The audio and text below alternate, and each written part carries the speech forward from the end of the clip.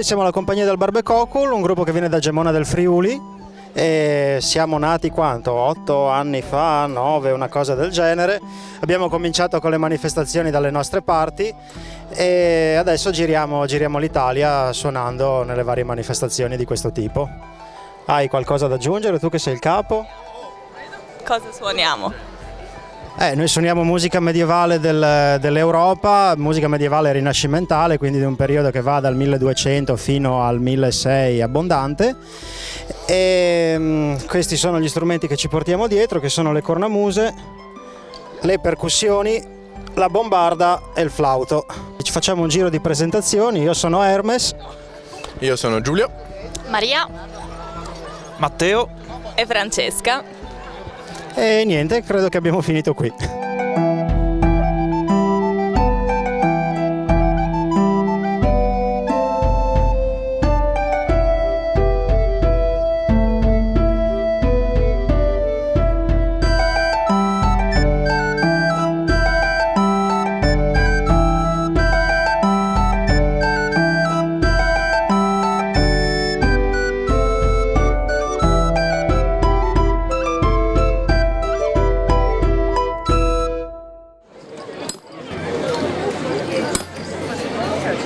Cosa sto facendo?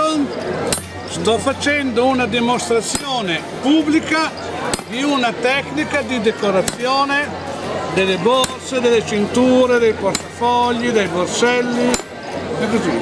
Come si faceva una volta, senza macchine, ma con le mani.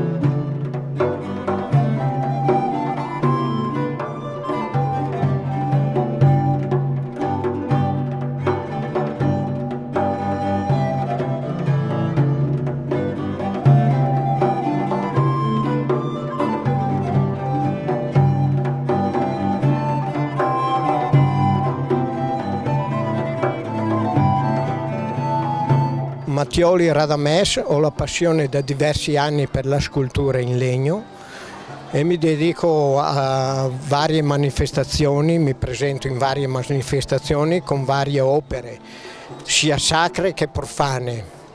Partecipo anche a diversi simposi di scultura sul Trentino, ho la passione per il legno l'ho da circa 40 anni e continuo, adesso che sono in pensione, l'ho fatto tutti a tempo pieno, diremo.